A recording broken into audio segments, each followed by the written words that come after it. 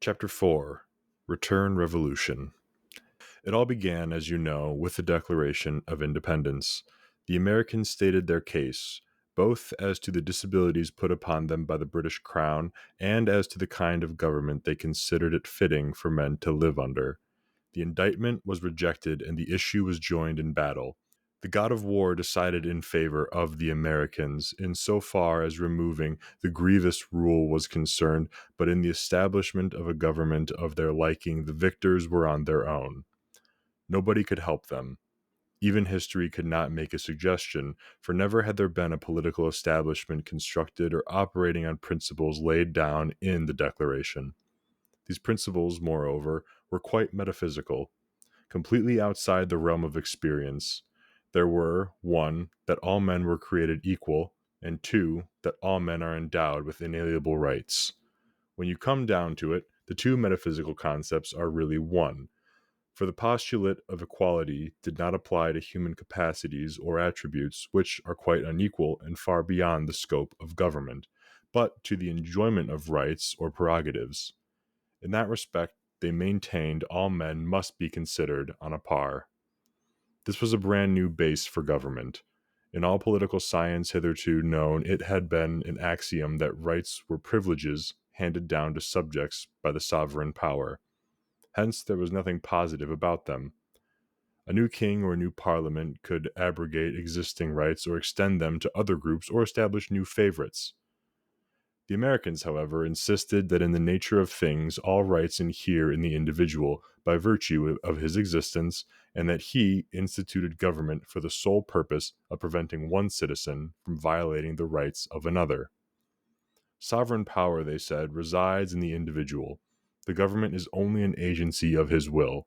If it fails to carry out its duties properly, or if it itself presumes to invade his rights, then the moral thing to do is to kick it out.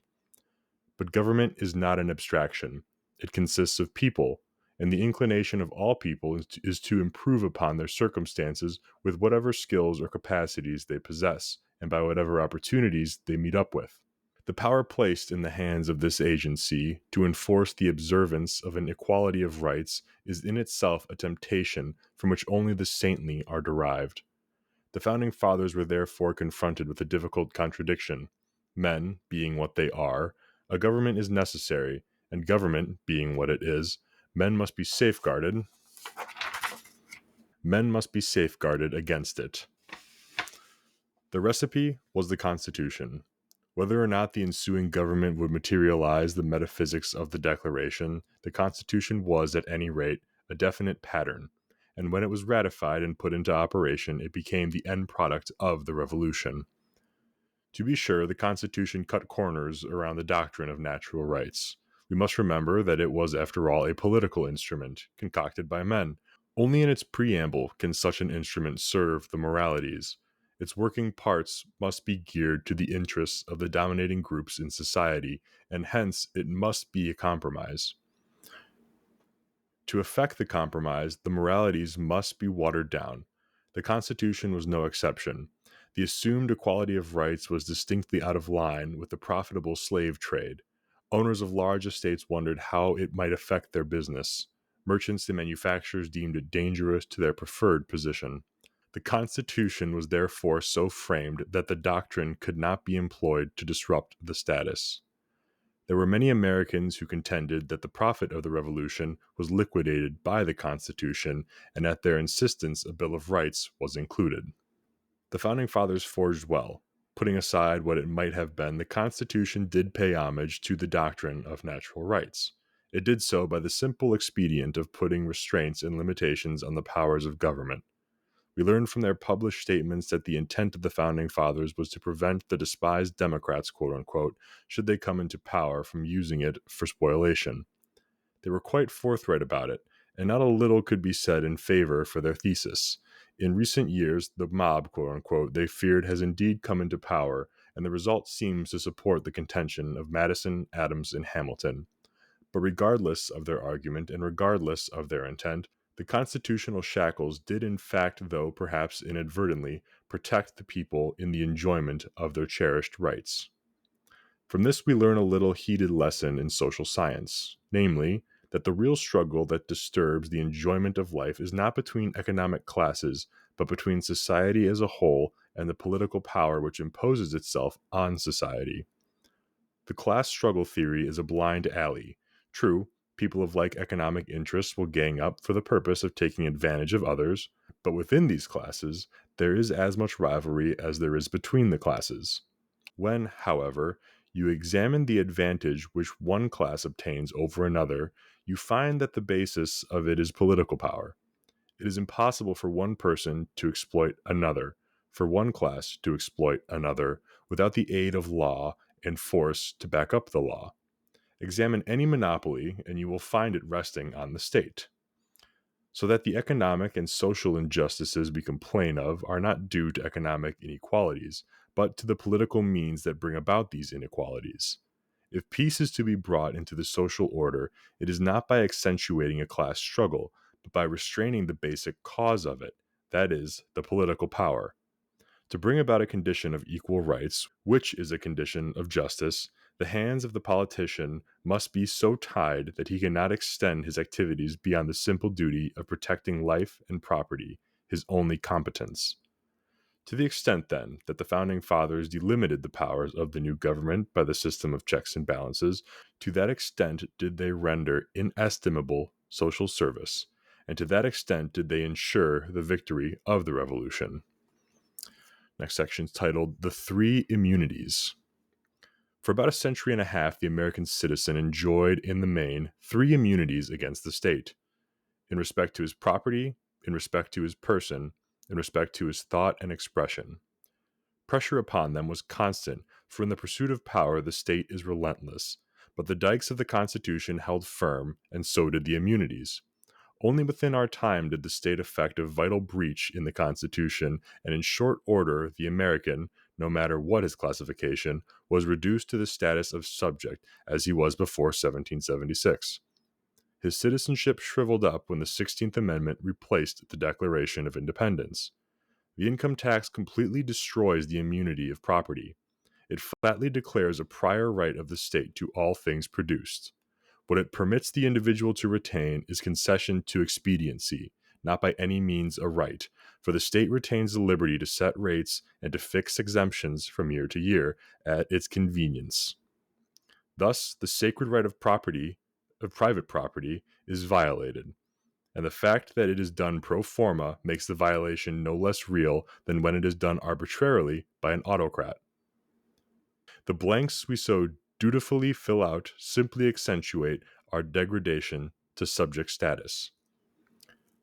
Demagoguery loves to emphasize the distinction between human rights and property rights. The distinction is without validity and only serves to arouse envy. The right to own is the mark of a free man. The slave is a slave simply because he is denied that right, and because the free man is secure in the possession and enjoyment of what he produces, and the slave is not, the spur to production is in one and not in the other. Men produce to satisfy their desires, and if their gratifications are curbed, they cease to produce beyond the point of limitation. On the other hand, the only limit to their aspirations is the freedom to enjoy the fruits of their labors. That fact, deep-rooted in the nature of man, accounts for the progress of civilization, when and where the right of property is recognized, and for the retrogression that follows from its denial. Property rights and human rights are more than complementary, they are identical. The income tax did more than revoke the immunity of property. It gave the state the means of effectively attacking the immunities of mind and of person. It transferred to the state that sovereignty which, according to the American theory, is lodged in the individual. In the final analysis, sovereignty is a matter of dollars. The more dollars, the more sovereignty. The individual is no longer sovereign when his living is dependent on a superior will, when that will becomes dominant by the economic strength behind it. The edicts of the state are not self-enforcing since they lack the voluntary support of public opinion and are therefore only as effective as the size of the police force. But the police force must be paid, and since the payments must come out of the property of those whom the edicts fall, there is no standing up to it. Without an FBI, military conscription, which violates the immunity of person, would be impossible. It failed during the Civil War simply because Lincoln did not have the funds to support such an agency. The Espionage Act, which violated the immunity of mind, would have been but a piece of paper but for the thugs hired by the state to enforce it. Bribing the Constitution. Further, the wealth acquired by the state at the expense of the producers enabled it to buy its way into sovereignty. The founding fathers put a check on the central power by clearly delimiting its scope, specifying that all the prerogatives, named and unnamed, shall reside in the component and autonomous commonwealths. They knew from experience what a faraway and self-sufficient authority could do to human liberty, and sought to avoid that danger by making local government the residuary of all unspecified power. Not that the local politician is different in kind from the national politician, but that his proximity to the people makes him more sensitive to their will. However, with the advent of the income tax, this safeguard lost all meaning, for from then on, the local politician was less and less under obligation to his constituents. On the other hand, they fell under his obligation by his ability to hand out gratuities derived from federal grants, for which he gave up nothing but the dignity vested in him by the Constitution. His political preferment is now largely a matter of dispensing federal patronage. The American no longer regards his local government as anything more than an agency of the state. Thus, the original federation, the Union, has been suspended, in fact, by a single centralized power, and the citizen of the Commonwealth has become a subject to that power. The income tax alone made this possible, inevitable. The transmutation of the Constitution by bribery has also been effected through private channels. The income tax has made the state the largest single buyer in the country, and since the customer is always right, it is unthinkable that the recipients of this patronage would oppose the state on any issue important to its purposes. The subvention of agriculture, education, and the press has been supplemented by gratuities to sundry pressure groups, all easing the shift of sovereignty from the individual to the state. To top it all off, the capital absorbed by the state via the income tax has put it into business in a big way, so that it is now the largest employer in the nation. Loyalty to a boss of that potential breeds a peculiar kind of freedom of conscience. Next section, lost will for freedom. Our forefathers were not unaware of the inverse ratio of taxation to liberty.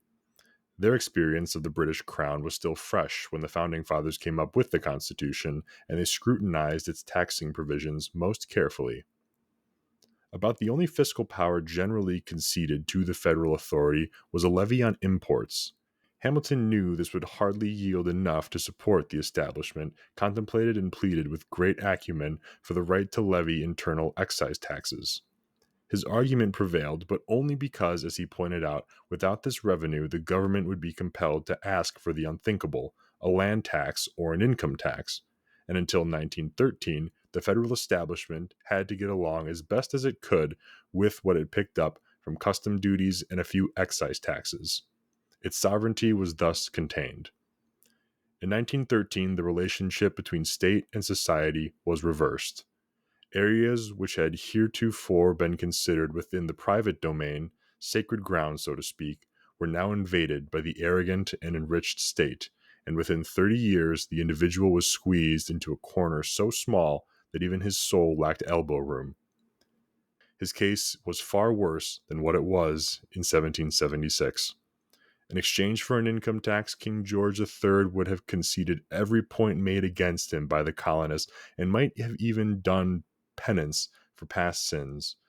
But such was the character of these Americans that they challenged him to battle because he presumed to impose a miserable tax on tea. What they won at Yorktown was lost by their offspring 132 years later. Were the disposition of the current crop of Americans comparable to that of their forebears, a new revolution to regain the profit of the first one would be in order. There is far more justification for it now than there was in 1776. But people do not do what reason dictates. They do what their disposition impels them to do. And the American disposition of the 1950s is flaccidly placid, obsequious, and completely without a sense of freedom. It has been molded into that condition by the proceeds of the 16th Amendment. We are Americans geographically, not in a tradition. In the circumstances, a return to the constitutional immunities must wait for a miracle. And on to chapter 5, the need of a golden calf. We have it on the authority of the Lord, as recorded in Genesis, that idolatry is a corruption far more reprehensible than ever the sins of the flesh. But why? Why is the inveterate habit of humans to worship idols put so low in the scale of values? For answer, let's look to the story of the golden calf. It will be recalled that Moses had gone up to Sinai for instructions on the management of his tribesmen, and because he had been gone so long about it, they gave up on him. So they turned to Aaron, the second in command, and demanded that he provide them with gods, which, quote unquote, shall go before us. That is, they wanted something tangible, sensual, and pragmatic to worship, the kind of gods they had seen in Egypt. Next section is titled A Thick Cloud.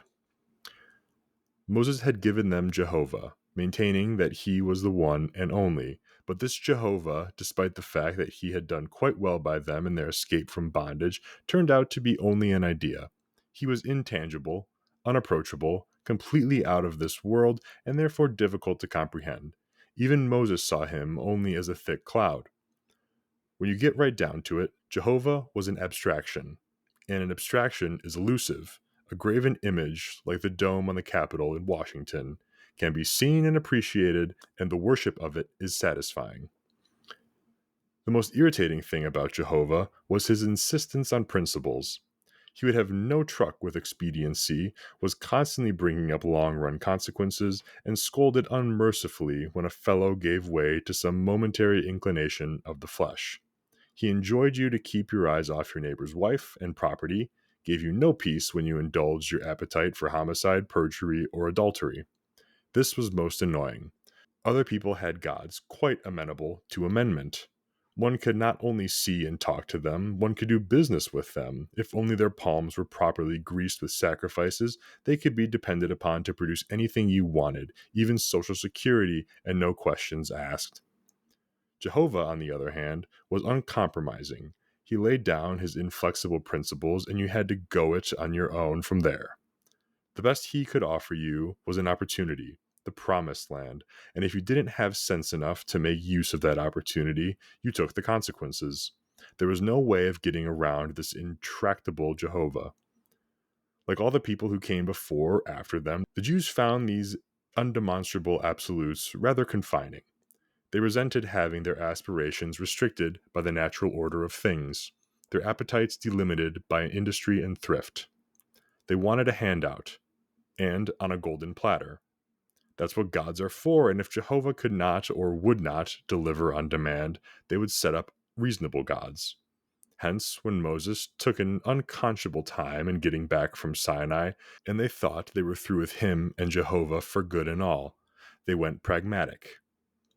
They put in order for gods capable of producing an inexhaustible supply of bread and circuses. Aaron had no mind to argue with them. Though he is listed in the Bible as a priest, the evidence shows him to have been something of a politician. For one thing, the Lord assigned him to Moses as a spokesman, or rabble-rouser, when the latter pleaded his lack of eloquence as a disqualification for leadership. Aaron was selected because he was not of a slow tongue, quote unquote.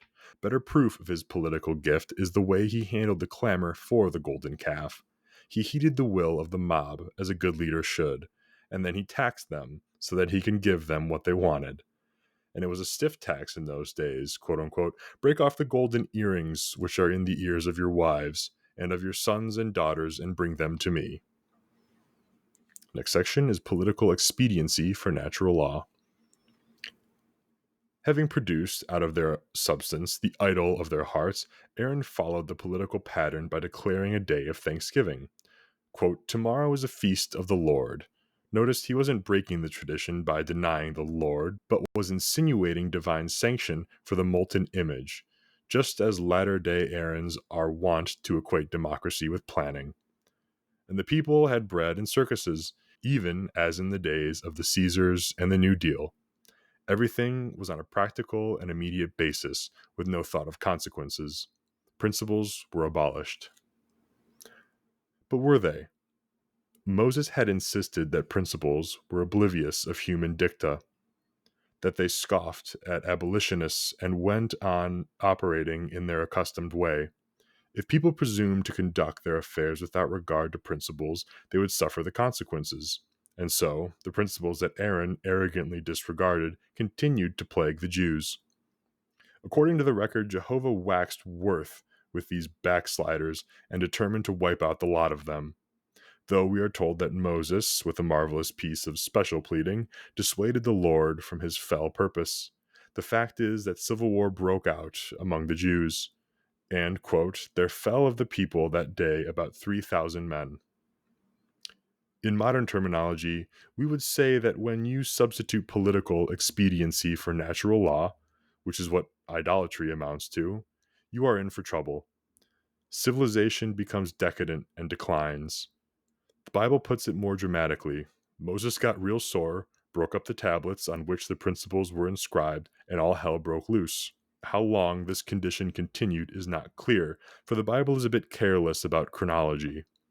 Judging by what we know about the decline of civilizations, it is a reasonable inference that a number of generations must have come and gone before the Jews recovered from their defiance of fundamental principle. In the biblical story, the whole transition seems to have happened within a few days. At any rate, after the Lord had decimated the tribes and Moses had put the remnants back on the right track, there was what we call a rebirth of civilization. Or Moses went up to Sinai, got a new set of tablets, and led his people to the promised land. The next section, like the Jews in the wilderness. No one, and least of all those who are concerned with reform, will maintain that the human race has as yet reached the promised land. The evidence is all against it. Man has done a lot in accumulating a knowledge of things in general, but he seems incapable of ridding himself of the need of a golden calf. He still yearns for gods which will go before us, gods that are uninhibited by the laws of nature, gods that are accountable only to our appetites, gods that speak not of consequences or of the long run.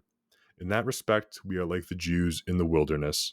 Witness the pervasive religion of our times, the worship of the state.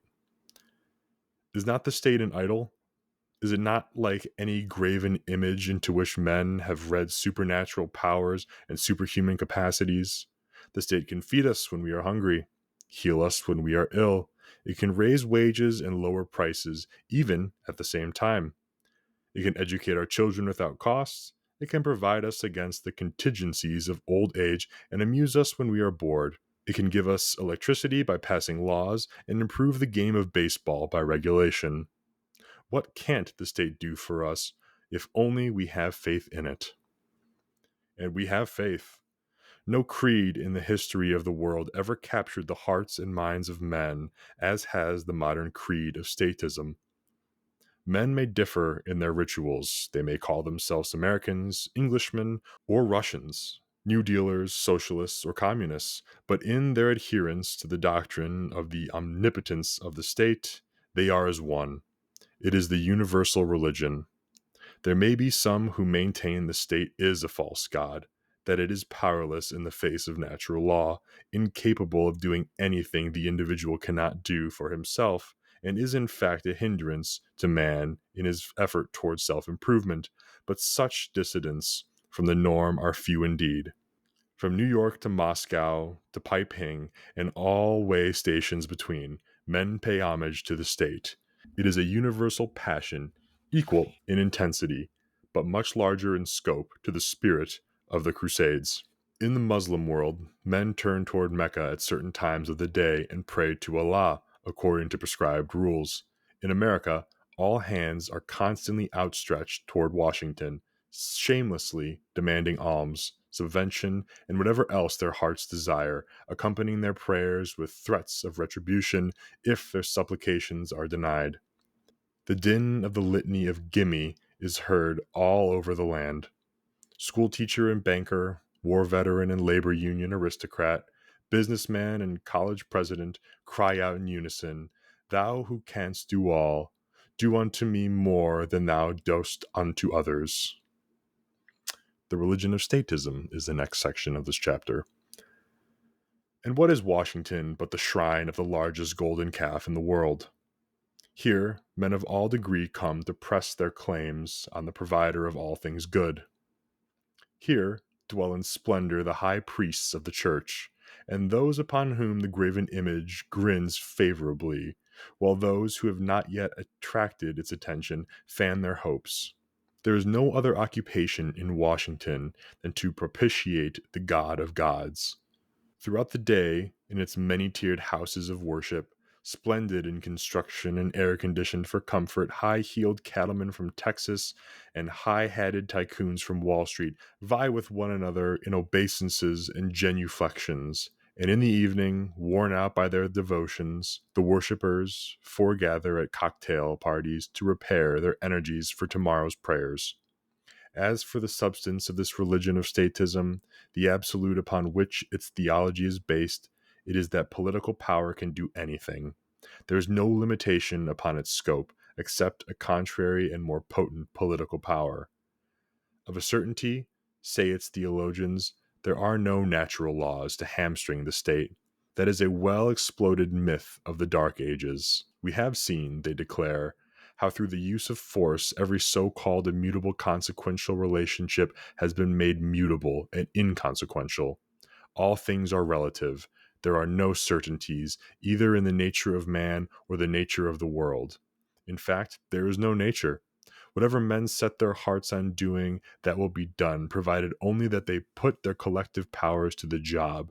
And whatever the collective powers of men accomplish, that is good, simply because it works.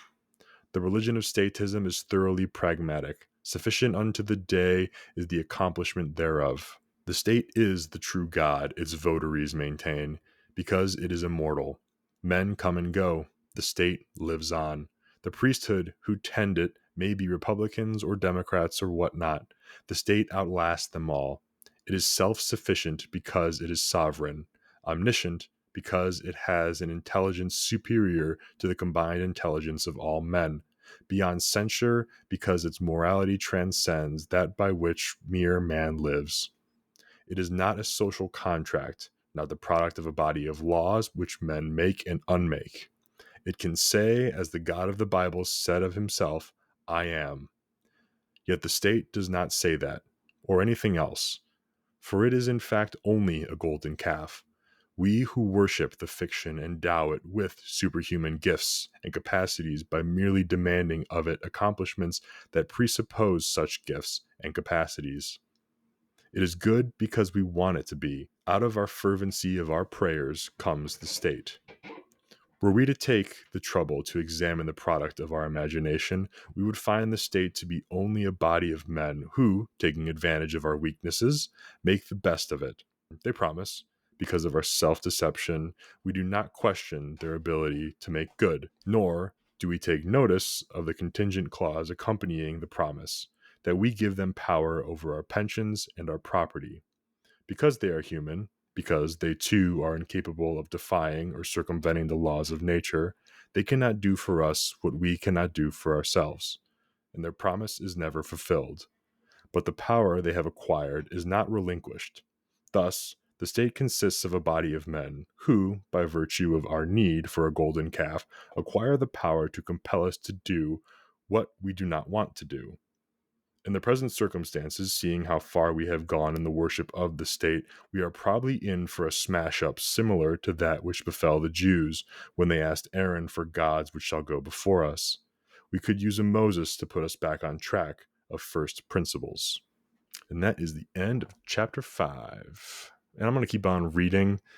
There's a couple more chapters and examples before I really start, I think, tying things back to real-world examples and things that are happening. So I'm going to keep chugging along here. All right, on to chapter 6, titled In Defense of Thieves. And laundry is running in the room behind me. So if you hear some tumbling or some clicking noises, it's a zipper on like a hoodie or something hitting the dryer. Sound like some of the, like, might be able to edit it out, some background noise removal, but that's what that is. It shouldn't last much longer. But I got to record because it's late. But anyways, chapter 6, In Defense of Thieves. Wall Street, which is a thoroughfare completely surrounded by rumor, has a new tidbit on its whispering tape. It is told in confidence, guaranteed inside dope, and therefore is of doubtful character. Nevertheless, it is worth repeating. The Department of Justice, the story goes, is hard after an important corporation with a restraint of trade suit. This juridical farce, which never gets to the bottom cause of monopoly, is an expensive nuisance that the company would like to avoid. Expense is of no moment to the department. During the present sparring stage, something akin to blackmail enlivens the story. Certain people credited with having the ear of the White House have approached the corporation with a bargain offer, to wit, the investigation will be called off if the corporation will agree to load its executive payroll with a few friends of the administration. The significance of this story, regardless of its factual content, is that it is being told and believed. 40 years ago, it would have been laughed at. It would never have been thought up. For in those days, it was taken for granted that the politician was a menial in the employ of big business. The idea that the hireling could put the heat on, quote unquote, the men who made him would have been unthinkable. The incidence of power has changed, and that is the point of the Wall Street rumor. When you read Gustav Meyer's History of the Great American Fortunes or Lincoln Stephenson's account of the muckraking era in his autobiography, you learn how big business made presidents, bought legislators, and dictated judicial decisions. Up to early in this century, according to these historians, the political machinery of this country was an adjunct of monopoly. If a franchise was wanted, or a grant of land, or a lucrative contract, the thing to do was to pack the legislative or executive branches with men of the right kind of integrity. There might be a fight between one gang of privileged hunters and another, between a Gould and a Vanderbilt, and the fight might reach the sacred legislative halls, but the respective agents of these men simply carried out orders. They rarely presumed to do otherwise. Their recompense was a security of political preferment, so long as they remained dutiful servants with participation in the loot if they were particularly useful. How times have changed. The rumored holdup of a corporation by politicians may be apocryphal, but it is a fact these days that corporations frequently find it advantageous to man their executive positions with men whose sole recommendation is political background. A general who commanded a desk at the Pentagon is put in command of an airplane factory. A chief of police is made vice president of a utility company. An ex-member of the presidential cabinet is hired to run a bottling works. The baseball business reaches into the Senate for a custodian of its affairs. The son of a president becomes overnight an expert in insurance. Why? Tradition once held that the man who could best run a business was one who had learned it from the bottom up. Now, it seems such training is unnecessary. It is far more important that the head of a corporation know his way around in political circles. This qualification is so important that many a top executive is drawn to Washington for a franchising course. This turn of events indicates that big business has lost its dominance over politics. The bureaucrat is in the driver's seat. The successors of the robber barons of the 19th century operate on sufferance. The obsequiousness of their lobbyists in Washington is pitiful to behold. Is the change of leadership in the best interests of our economy? Let's put aside any moral evaluation of the old-time method.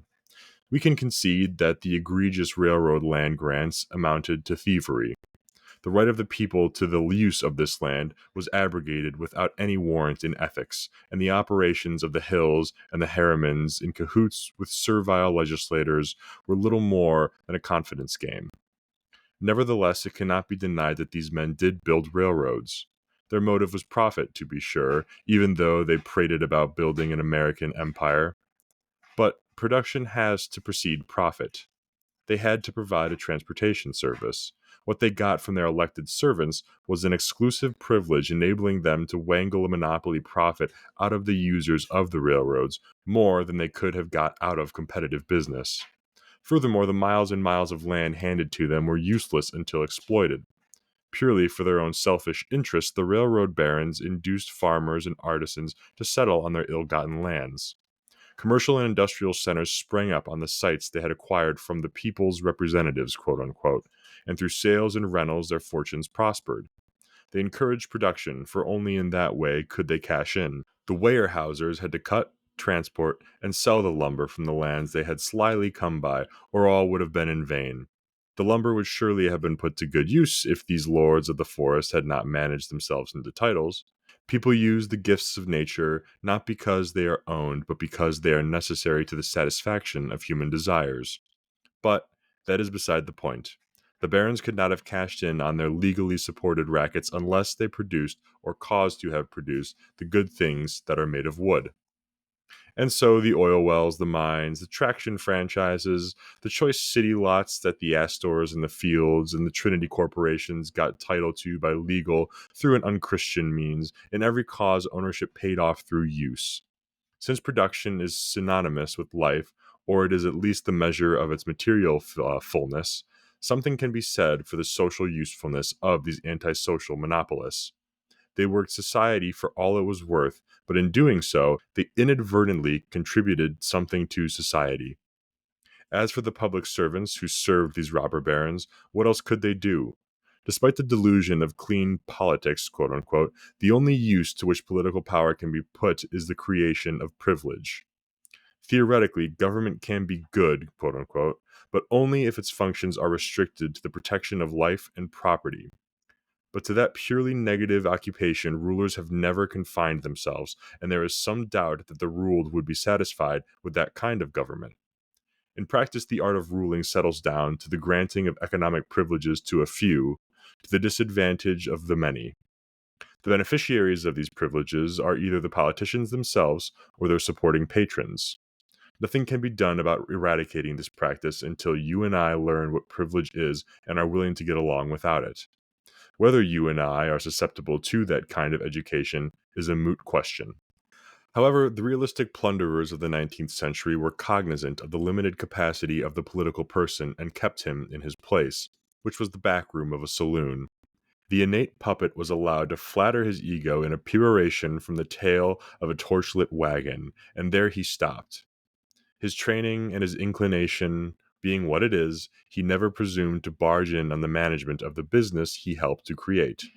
He would have been thrown out if he had tried. He did all he was expected to do or was capable of doing when he voted right, quote unquote. The reformers would not let him be. For over 100 years, these disciples of heaven on earth through politics came at the poor politician with vitriolic castigation. They threw out one rascal after another and seemed unable to get any other kind in power. Somehow the shining armor of the glorious crusaders began to tarnish as soon as they entered the lists. Some reformers traced the continuity of rascality to a nebulous system, and each came up with a formula that would most surely do away with this evil. Even though the formula frequently contradicted one another, they all contained the same activating ingredient: more political power. This fact could hardly escape the politician forever. The reforms would most certainly improve his own position, whether they accomplished the advertised purpose or not. In his shrewd way, he perceived that the reformers were after privileges for other groups than those he had been serving, and at privilege making he was an expert. So the politician hopped to the reforms. He created new privileges right and left. The land grabber, the right of way thief, the tariff vulture, and the unscrupulous contractor were not neglected. It was not necessary, for nobody asked for the abolition of privilege. All wanted more. Farmers, veterans, unemployed, any substantial group that could deliver the vote, quote unquote, were invited to the festival. This abundance of free lunch had to come from somewhere. And where can the poor politician, the inherent non producer, get it? From taxation, of course.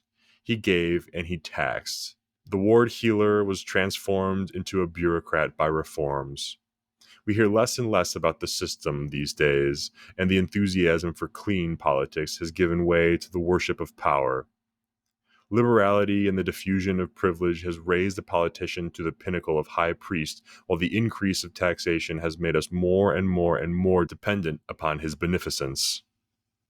From this consequence of reform, it would appear that what we all want, regardless of the moralisms we spout, is something for free. The robber barons whom the reformers lambasted during the 19th century did what each of us would do if endowed with his courage and presented with the opportunity, and the crooked politician is merely a reflection of ourselves. To put it another way, the politician is as clean as his constituents. The diffusion of privilege in all directions had the marvelous result in freeing the politician from vassalage to any one gang. In the old days, he might play one group against another. He might even take bribes from both. But after he had befouled himself, he was no longer a free agent. He was a tool. Long before 1933, such reforms as the direct election of senators and women's suffrage had weakened the hold that big business had upon him, and the prohibition movement showed him that even organized religion was amenable to political reason. The New Deal, of course, completely liberated him from his old dependency, for here was in one package all the social legislation needed to build up a supporting cast of diverse interests. Now he could flaunt the union crowd in the face of the haughty Union League. The railroad magnates took to a secondary place in his loyalty after parity had won him the hearts of the farmers.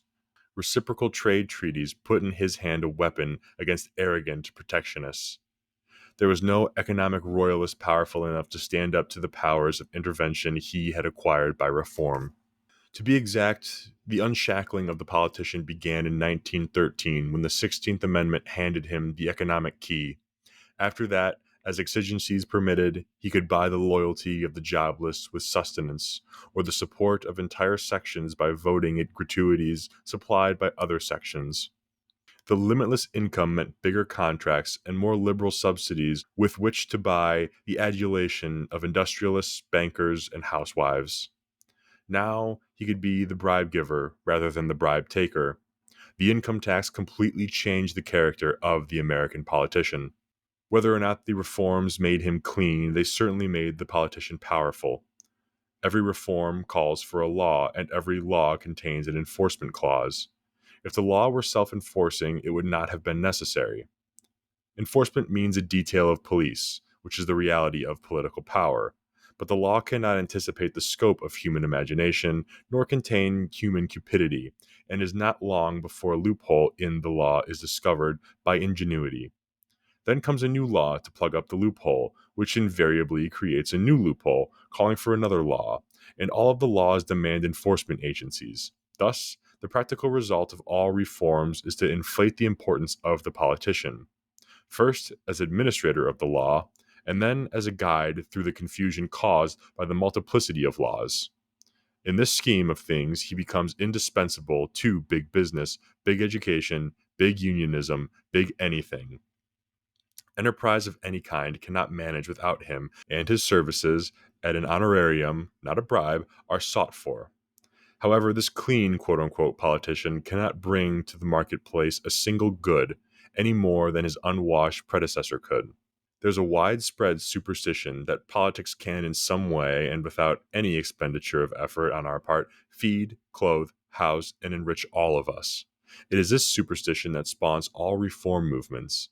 Yet, the incontrovertible fact of history is that politics is purely an expense, a drain on the marketplace, and cannot be anything else.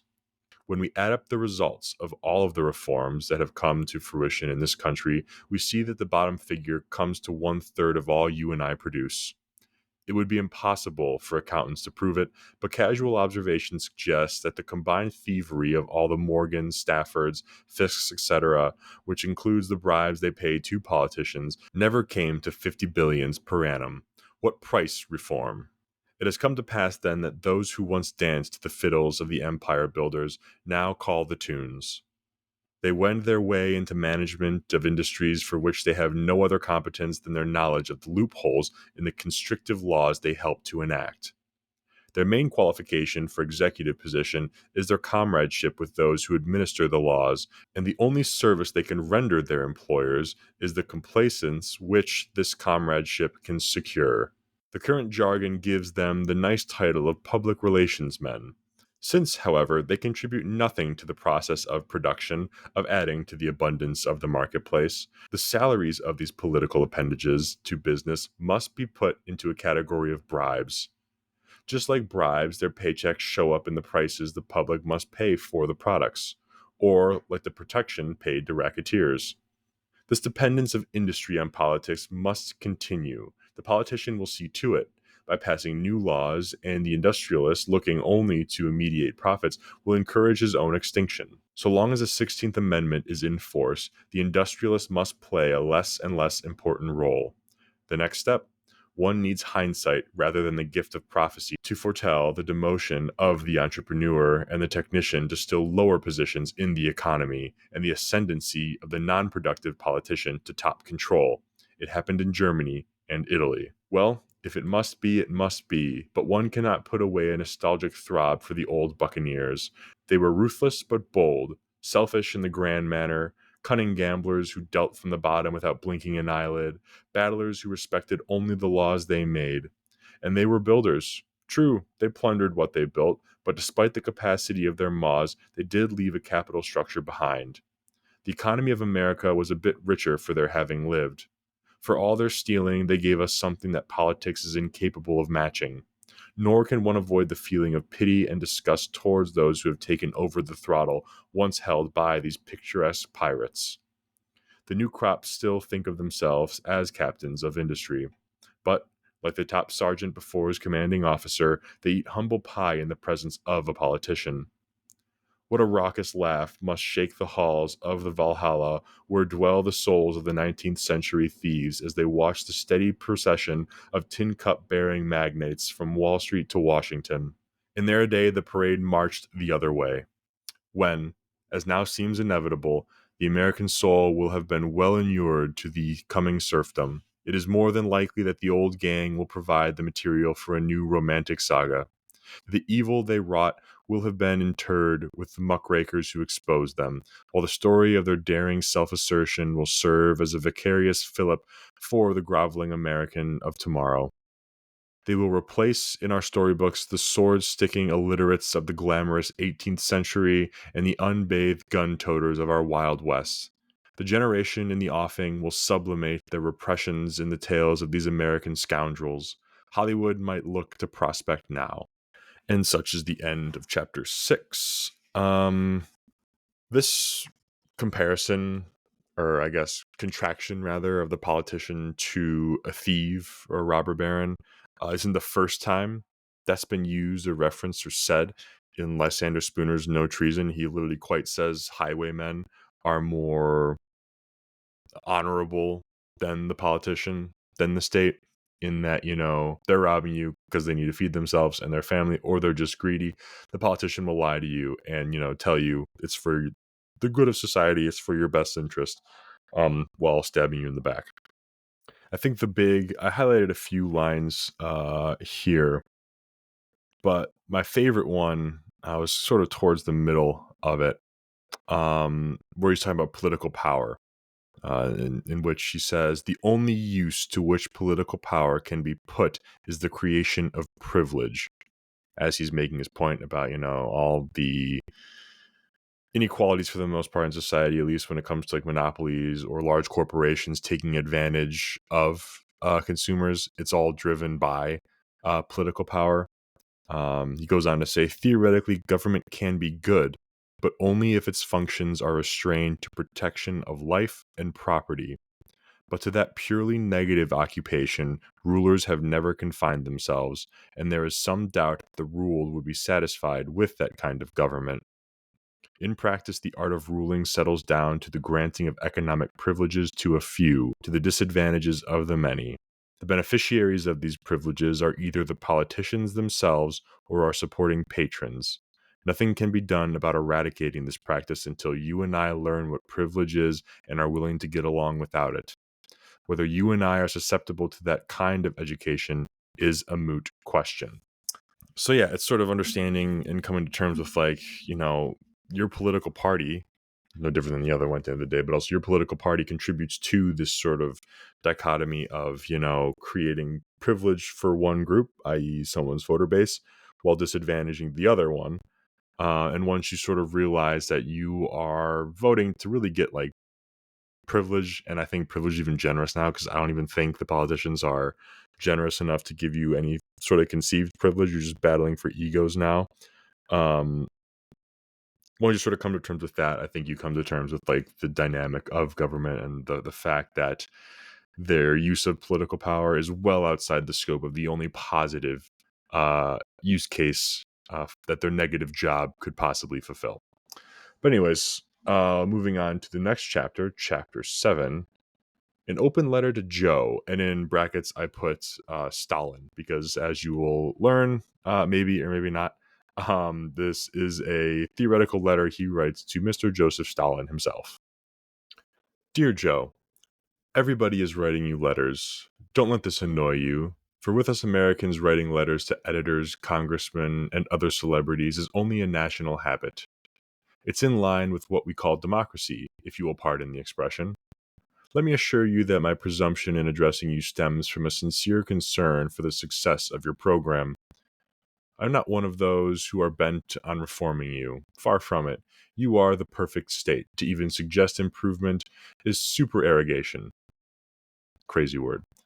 I suspect that the criticism hurled at you, particularly from our own neophytes in the business of statism, springs from envy and is in fact only left-handed admiration. You are the ideal of every statist in the world, including the pipsqueak professors who try to show with calculus how you can be bettered, as well as the Democratic Boy Scouts in Washington who hurl epithets at you. Don't let these amateurs bother you. You are tops. Your mission is world conquest. Good. That has always been the goal of the perfect state. Other fellows in the past have failed in the attempt, but that is no reason why you should fail. You have more than an even chance of making it. The only hurdle in your path is the bungling state at Washington, and I want to tell you just how you can remove it. That's why I am writing you. It seems to me your present course is hurting your chances. You are building up your opposition. By supplying the bunglers with a scarecrow, you are making it possible for them to build up a state here that would give you a run for your money. Chief Bungler Harry Truman, is not strong on knowledge and probably never heard of the Marxist maxim that the way to destroy private property and thus establish a top drawer state is to tax it out of existence. Despite his lack of book learning, he is learning fast, principally because he has seen how you do it. Harry's difficulty is the American tradition of private property, to which we still give lip service, and Harry can't break through this tradition without a permanent dire emergency. You know how important that is for the state to work on the herd instinct, and how necessary for that purpose is a first-class boogeyman. Everything you have been doing these past 5 years has helped to build you up as the boogeyman supreme, and unless you change your tactics, Harry will make use of you to confiscate every bit of property in the country, and then you will have a real state to contend with.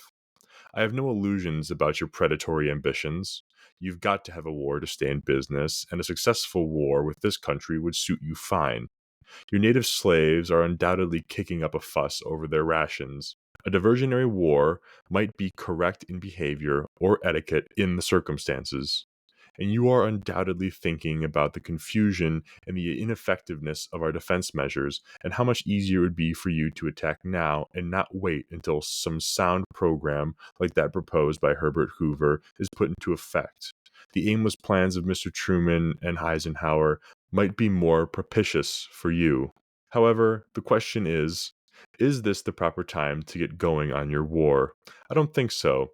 I believe I can show you that if you put off your war for a couple years, despite internal difficulties, your prospects for success would be improved. If you will correct your timing, Joe, you should be able to achieve the first world state in history. You will achieve what a lot of fellows, from Genghis Khan down to FDR, only dreamed about. Listen to my argument. For some time now, our economy has been geared to war. More and more, we have been producing for waste, not consumption.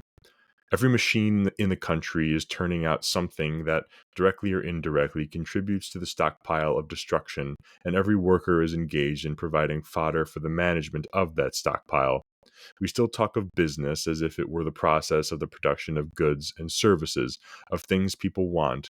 But the fact of the matter is that for several decades, more than a third of our production has been going down that rat hole. Look at the tax figures. At this writing, due to the scare resulting from your poor timing, the proportion is increasing. Within a year, the way things are going, at least half of our time will be put into feeding the state. Drive home the point, our armed forces and our bureaucrats now total approximately 6 million non producing consumers, and that comes to about 10% of our employable population. The other 90% are thus fully employed. I needn't tell you, an expert in these things, that besides being busy, we are quite rich thanks to the printing presses. You know all this, but what you are apparently losing sight of is that all this prosperity rests on you. Without you as boogeyman number one, all this business would be impossible. Our economy is so constructed that without an enemy, it will collapse. Of course, the economics professors could undoubtedly frame another reason for continuing along these lines, but that would take some time. Right now, the structure of American business is supported by none other than Joe Stalin, and his removal from the scene would be a calamity. You should see what I am driving at. Some of your economists have been predicting the smash up of what remains of our capitalistic system these past 5 years and have been advising you to wait for it before making your war move. Report has it that because the smash up has not come, you have put these boys in the doghouse. You must not be so hard on them. They simply did not take into consideration the support you yourself have given our economy. It even escaped your omniscience. Maybe if you had not supplied our neophyte status with plausibilities for spending ourselves into prosperity, things would be with us as your oracles predicted. You put off our bust. Suppose you pull the rug from under the boys who are managing our economy. You would leave them flat on their collective butts, and before they could pick themselves up, well, the thing you have been hoping for would happen. Without you to blame everything on, there would be no immediate excuse for spending billions on armaments, both for ourselves and our weak sisters in Europe. What then? Our factories would shut down, millions would be out of work. There would be moaning and groaning all over the land. The proletariat would be joined by the capitalists in one general relief concert. Our prosperity would indeed be punctured. So the thing for you to do, and that is the purpose of this letter, is to remove yourself as the indispensable boogeyman. Pull a real peace offensive right now. I don't mean one of those fake things you have been staging. These have obviously boomeranged in your face. I mean something that cannot be mistaken, say like marching your army straight east out of Germany and doing it without previous parliamentary palaver, without notice. You ought to be able to figure out some world-startling stunt that would leave our inept planners gasping for breath. The sudden realization that you cannot be counted on to support our economy would be most demoralizing. What I am suggesting, if you think of it, is in line with what your immortal Lenin advised as sound communistic strategy. One step backward and two steps forward.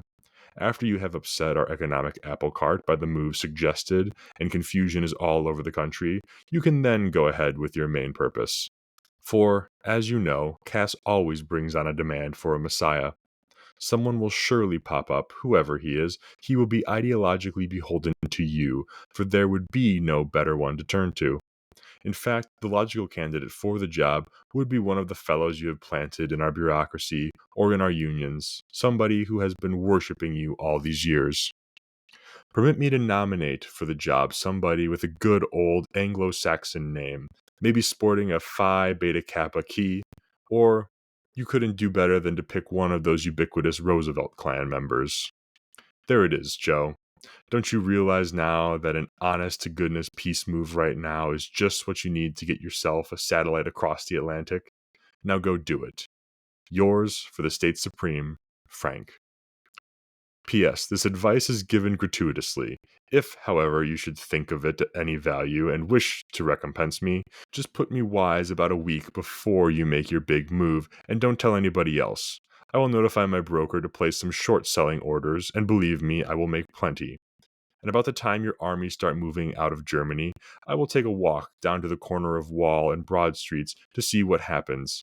I believe I will have to duck the bodies of the deflated millionaires as they drop from the tall buildings. P.P.S. The newspapers are giving front page space to the proposed Four Power Conference. It is reported that you had something to do with instigating this thing.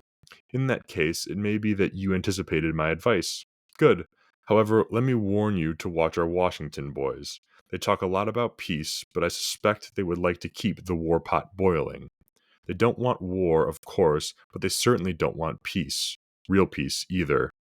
In order to keep in the saddle and to carry out their economic phantasmagoria, they must have a permanent delenda est Carthago, which translated simply means Carthage must be destroyed, in which capacity you have served well. So be careful they do not maneuver you out of a real peace move at Paris. End chapter 7, and Frank's rather funny, not funny, letter to Joe Stalin. And it's pretty relevant today, too, in that our main export in this country is war.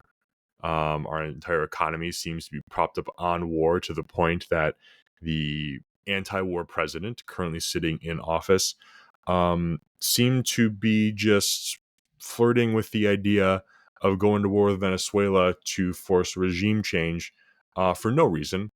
Let's say it was drugs, but we did the whole immigration and ICE thing right now because of the fentanyl crisis, or part of it, at least in drugs. So like to just say it's suddenly coming from Venezuela, which is why we're blowing up like 13, 14 boats in waters that aren't our own, and positioning military aircraft and planning troop movements and picking out strategic targets in Venezuela for seemingly no other reason than to just do it because we can, seems to hold pretty true to what he was observing back then in the U.S. economy. So again, the mystic Frank Chodorov with another great parable.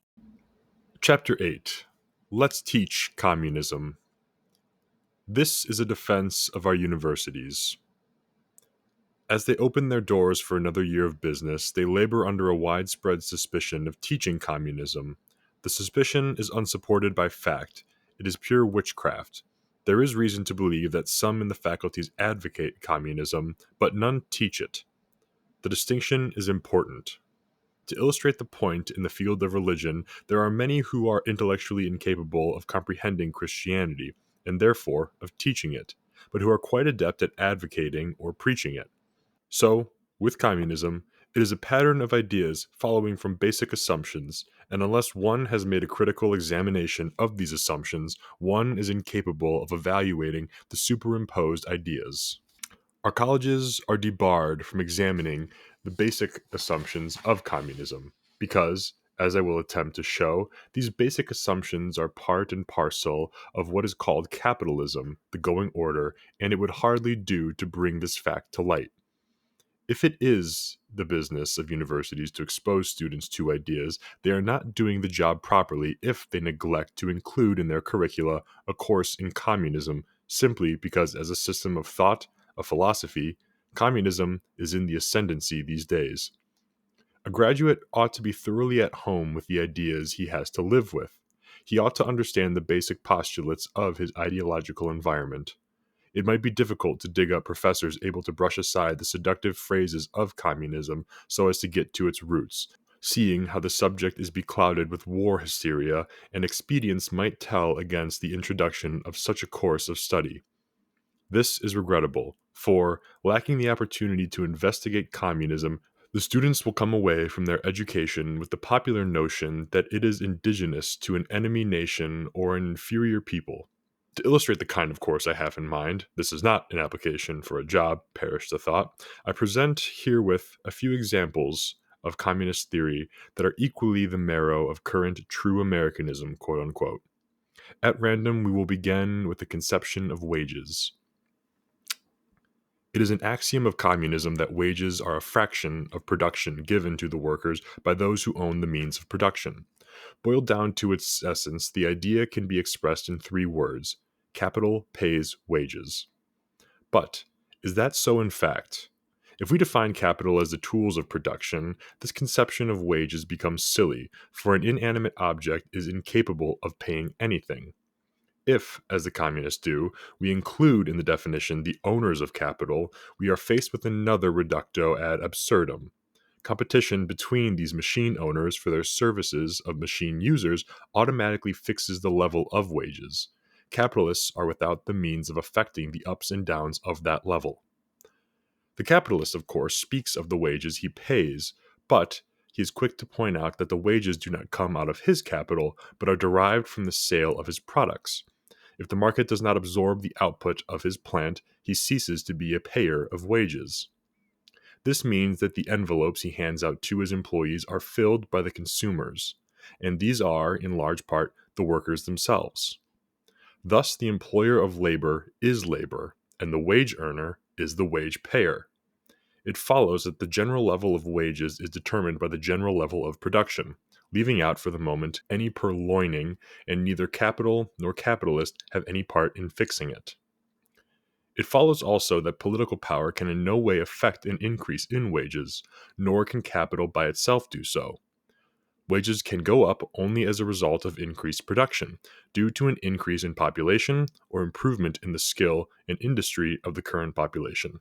That elemental fact will be admitted even by professors of economics, and it is possible that some legislators will recognize it. Yet, if you dig into some standard economic textbooks or examine the labor legislation of our land, you will find ideas that stem from the communist notion that capital pays wages, and that the hard-hearted capitalist keeps them low. A minimum wage law, for instance, is based on the notion the law assumes that cupidity is at the bottom of the marginal worker's low income. The capitalists must be compelled to disgorge. All of which is silly, for the legally enforced increase is simply passed on to the consumer, unless it can be absorbed by increased production due to technological improvement.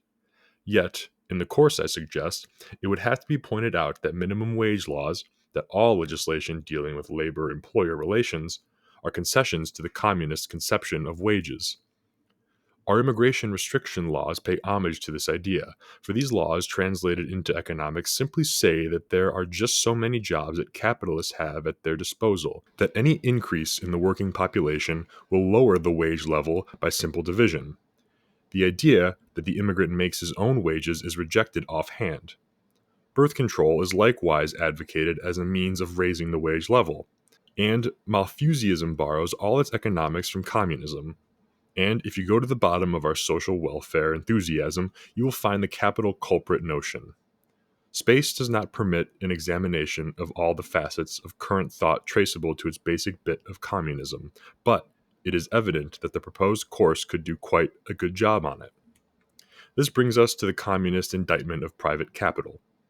The inherent power of capital to fix the level of wages will be used by its owners to defraud the laborers. They will see to it that the laborers receive just enough to keep them alive and on the job, retaining all above that level for themselves. Here, communism introduces the doctrine of natural rights, although it denies that doctrine vehemently later on. It says that the laborers have an absolute right in all that is produced by virtue of the energy put into production. Energy is a private possession. If this is so, then what the capitalist keeps for himself amounts to robbery. The word generally used is exploitation. This iniquitous arrangement brings on a host of evil social consequences, and should, therefore, be stopped. How? By outlawing private capital.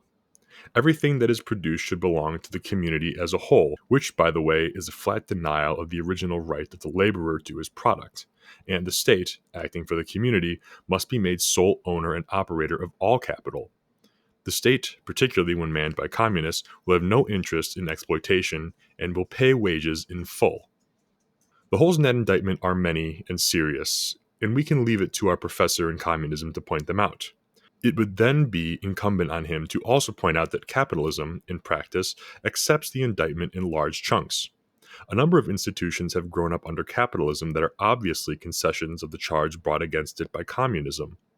The absorption by the state of large parts of electric power business was facilitated by moral fustian about the power trust, while political participation in the banking, housing, insurance, and several other businesses is justified on the inadequacies, if not villainies, of private capital. Thus, while capitalism carries on its word battle with communism, it pays its adversary the high compliment of accepting its doctrine in practice. Our professor of communism could and should emphasize this point by an analysis of taxation, particularly the direct kind. Income taxes unequivocally deny the principle of private property. Inherent in these levies is the postulate that the state has a prior lien on all the production of its subjects. What it does not take is merely a concession, not a right, and it reserves for itself the prerogative of altering the rates and the exemptions according to its requirements. It is a matter of fiat, not contract. If that is not communist principle, what is? The professor would have to point that out, and he should, in all conscience, show that the considerable amount of capital now owned and operated by the capitalistic state was siphoned out of the pockets of producers by means of taxation. But right here, the professor would find himself in a mess of trouble. On the other side of the hall, the professor of taxation and the professor of political science would be telling their students that the right of property is conditional, not absolute, that the owner is in fact a trustee answerable to society as a whole. They would deny that this is a concession of communist principle, but it is. The professor of philosophy would pitch in with an outright rejection of the theory of natural rights, asserting that what we call rights are but privileges granted to his subjects by the sovereign. The Board of Trustees would also take notice. The university and its supporters hold a lot of government bonds, which are dependent on the power of taxation, and it would hardly do to question the propriety of this power. And if the professor presumed to point out that communism is quite consistent in advocating taxation as a means of destroying private capital, he would have the whole house of respectability on his head. A few more topics that our course in fundamental economics should touch upon, and then we can close up shop. Reverting to the concept of natural rights, basic in capitalistic thought, we find that its taproot is the will to live. Out of this primordial desire for existence comes the idea that no man may lay claim to another man's life. How does that line up with military conscription? It doesn't. And the only way you can logically support conscription is to invoke the communist principle that the right to life is conditioned by the needs of the state. R.I.P. Draft. Take the subject of monopoly. Communism makes much of it, although by a strange twist of logic it sees in state monopoly all the virtues lacking in private monopoly. Capitalism, in theory at least, equally condemns monopoly on the ground that any restriction of competition lowers a general level of production, and is a deterrent to human aspirations. An examination of the anatomy of monopoly reveals that its vital organ is the power to restrict production, and the source of this power is the state. Without some law favorable to its purpose, every monopoly would disintegrate. Hence, the very fact of monopolies under a regime of capitalism, sometimes called free enterprise, quote unquote, lends support to the communist assertion that the state is a committee managing affairs for the benefit of monopolies. In discussing monopolies, the class would most certainly hit upon the topic of exploitation, that is, any legal means for getting something for nothing. Having disposed of the untenable proposition that the ownership of capital is in itself a means of exploitation, the professor, being a man of intellectual integrity, would be compelled to admit that the object of monopoly is exploitation, and that the state, in establishing the special privileges which spawn monopolies, is the guilty one. He might go so far as to declare the state, even the dictatorship of the proletariat, quote unquote, the only exploitative factor in any economy. And so on and so on. In dissecting communism and exposing its vital parts to view, this proposed course would demonstrate the unpleasant truth that capitalist practice too often squares with communist theory. That might prove disquieting to the established departments of law, social, science, history, to say nothing of the mahogany office up front. It might also disturb the students, inured as they are to a quasi-communist, quasi-capitalist environment. Under the circumstances, no college could entertain the idea of introducing into its curriculum a course in communism, and the charge that they are teaching the subject is unfounded. That they make concessions to communist theory in many of their courses is true, but that is a requirement put upon them by the as-is capitalism. And I might add that I have no fear of being asked by any college president to offer the proposed course. Chapter 9. The Tale of Two Students. They were members of the debating club at a local college, and would we please help them prepare for the debate that resolved the federal government should adopt a permanent program of wage and price control. This is actually rather relevant considering New York's new mayor, and also many governments tried this in the past. They had good reason for coming to us. Human Events had made editorial comment on this debate topic in a recent issue, and the students inferred that we were something of an authority. We are not immune to flattery, and the co-ed debater was pleasant to talk to. To bring the matter up to debate, before the college season opens, some 500 colleges submit to a central committee their ideas on what ought to be debated. The committee consists of faculty representatives from 4 intercollegiate fraternities and a member of the American Society of Speech. These 5 sift the suggested subjects and draft 4 resolutions that seem to embrace the major ideas. The 4 resolutions are submitted to member colleges. The one receiving the biggest vote becomes the debate of the year. Our editorial comment on the topic for 1951 to 1952 was that it was loaded. The mere statement implies the acceptance of a questionable premise. The premise is that a wage and price control program is not only practical, but even desirable. That goes without saying, and the only matter left open for discussion is the desirability of a permanent program. We pointed out also that in the current textbooks with which we are familiar, the idea of controls is favorably treated, so that the debaters on the negative side would be arguing against what they had learned in class. If they debated well, how would they fare in their economics examinations? The notebooks were made ready. We adopted the Socratic method. What is the purpose of price controls, we asked? To keep prices down, of course. What made them high? A shortage of goods and a great demand. Or an abundance of money, we volunteered. The controls won't bring more goods to market, and they are not intended to reduce the amount of money in circulation. They simply aim to compel sellers to accept and the buyers to quote prices lower than those prevailing in the free market. You are implying, said the young lady, that there is an immutable law of supply and demand. One of my books says there is no such law. Immutable, we ventured, is a long word leading to a long argument. Would she be good enough to tell us what she would do, were she a dressmaker, if the fixed price of dresses were below her costs? I'd quit making dresses. Unless she reluctantly accepted prices forced upon her by women who disregarded the law, we added. However, if she went out of business, there would be fewer dresses on the market. Would the price of dresses then go up or down? The question, she suggested, answered itself. So we jumped to the QED, that price controls had the effect of creating shortages and thus raising the prices they were designed to lower. She demurred, the government could go into the business and could sell dresses at a loss which would be made up by taxing the buyers of dresses. Can't enforcement agencies hold prices down? We traced the course of a pork chop from litter to the butcher shop, just to pick up the number of points at which prices would have to be fixed and surveillance maintained, not overlooking the hide strip from slaughterhouse to the glove shop. Would it be wrong to estimate that the number of cops needed to enforce price controls in general would come to at least a tenth of the population? Would not the withdrawal of these men from productive work result in lessening the supply of goods? And who would watch the cops? Well then, are you in favor of the black market? We are in favor of the true market, even if it is labeled as black. The true market never can be suppressed.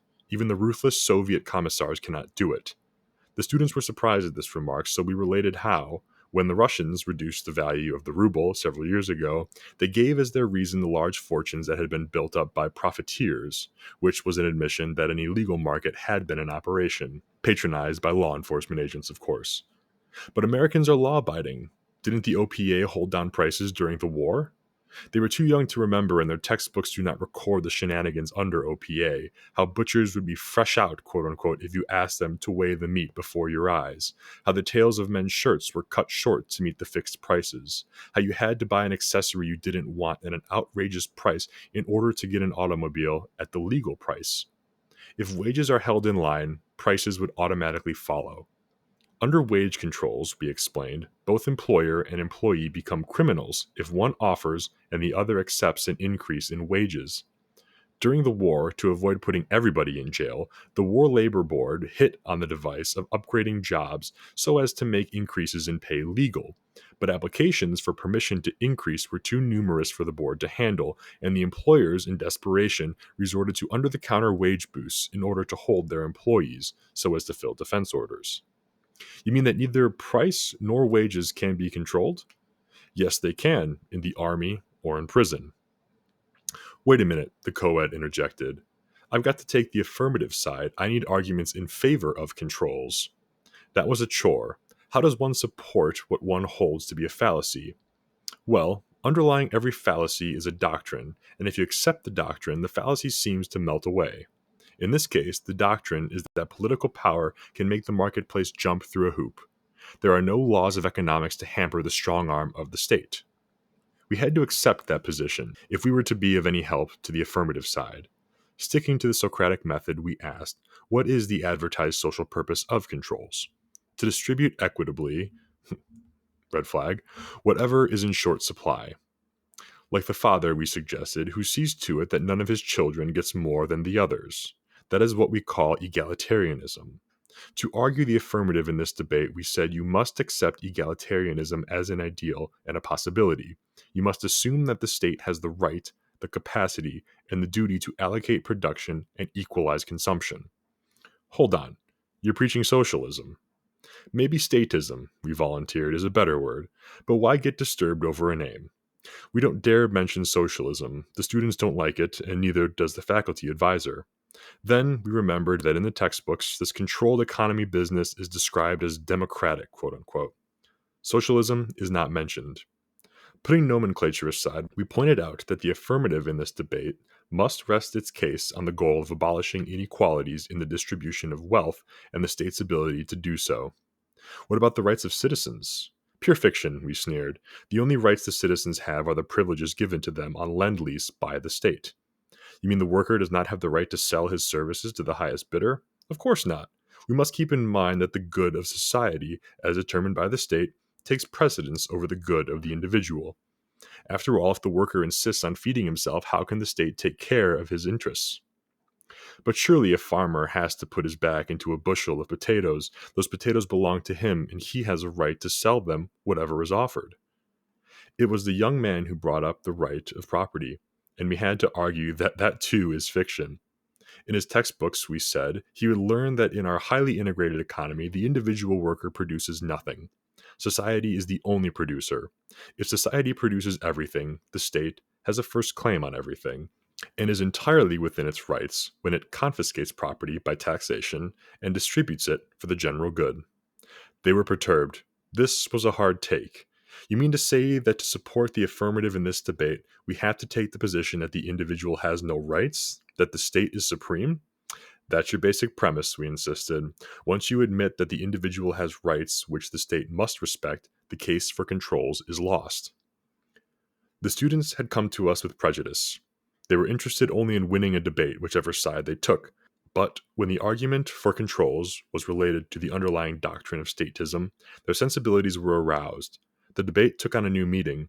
It was not an impersonal verbal joust, it was a battle of values, a contest between right and wrong, and neutrality was impossible.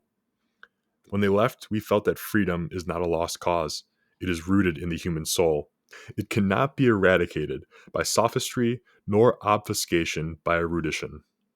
Once it is spelled out, youth will recognize freedom, embrace it, and if need be, fight for it.